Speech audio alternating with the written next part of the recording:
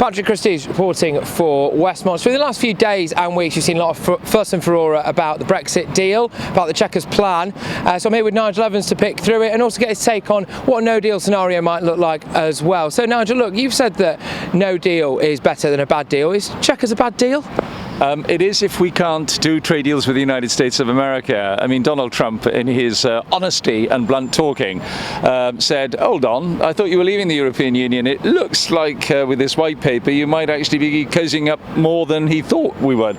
And if it means at the end of the day that we think, oh no, we only wanted to do a trade deal with you on services and we can't do one with you on goods because we have to ask the European Union if we can import stuff from America into Britain if it doesn't comply with EU standards, then that's not the sort of deal I thought I was signing up to, and clearly there's a real problem. Yeah, I wanted to ask you about that because you've been speaking a bit about Liam Fox saying that to you, that we'd have to ask permission from Brussels if we wanted to import certain goods from certain countries. I mean, is that the case? And that's not Brexit, is it really? Yeah, it's not, and it's on the record because it was during a select committee hearing. And so my solution to the whole issue is quite simple, that if we want to import something from America as part of the deal, the trade deal with America, that doesn't comply with EU standards, but we're okay with it, then it just stops in Britain and we just make it illegal to export it to the EU 27. I don't see an issue with that at all.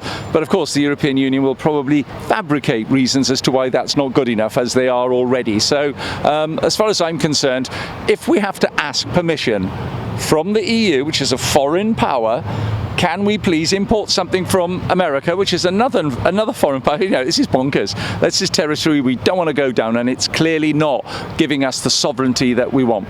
On the no deal scenario, I mean, people from Amazon have come out recently and said it could lead to civil unrest. We've had a lot of people saying it might result in job losses, in it being bad for business, etc. What's your honest take on a no deal scenario? Well, bring it on, to be honest, because that's what we do with countries like America, and we got a $50 billion surplus with America.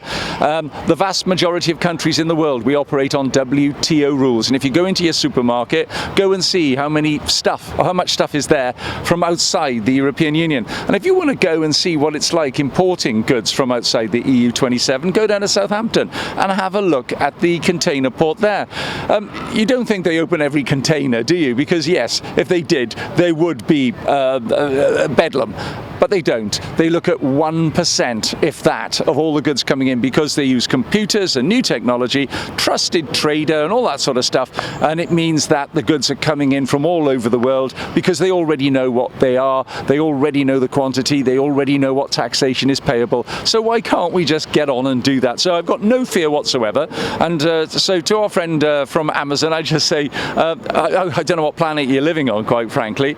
You get a very good deal from being in the United Kingdom, and we all know that, but I'd rather listen to people like James Dyson, Tim Weatherspoon and Rocco Forte. These are all successful business people who believe that we will be operating just fine outside the European Union and on WTO rules if they don't want to do that deal.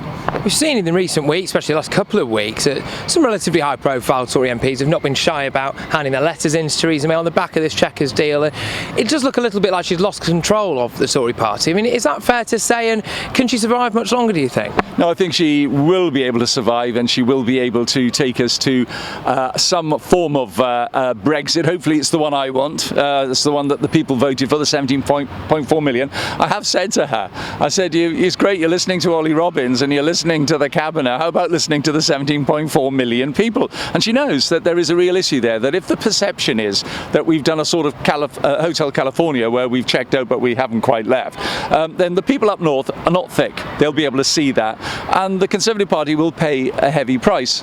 But could you vote for it then, if the Chequers plan is what is put to Parliament ultimately? Could you vote in favour of that? Well, what I've said to Liam Fox is he wants to get out to America and clarify whether we can do a trade deal with them, because if we can't do a trade deal with them because of the white paper, they need to tear up the white paper.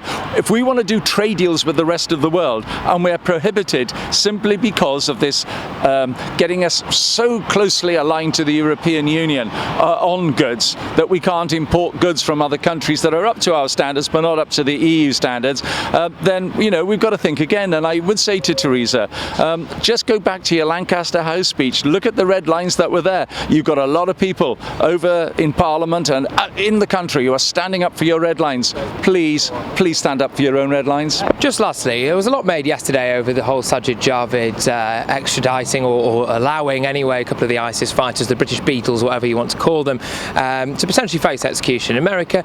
We did a poll at Westmonster, 95% of people thought that was probably the right thing to do. There was a lot of fuss, as I've said, about it. Can I ask what your take on it is? Yeah, it's getting the right balance. We don't believe in the death penalty, and the default position is we wouldn't extradite anybody to a part of the world where they have the death penalty and where they could possibly face the death penalty if they have a trial. But at the same stage, we don't want to make sure that these people end up somehow or other back into circulation, because they're dangerous. They're dangerous people. I do believe that we ought to cooperate with the American authorities to make sure that they've got all the information that they need. But I do think that we ought to remind them that we are a country that does not believe in the death penalty. We are trying to persuade all sorts of other countries like Iran, like Russia, because Russia hasn't signed the convention yet, that we don't want countries going on to just using the death penalty. China is another example there.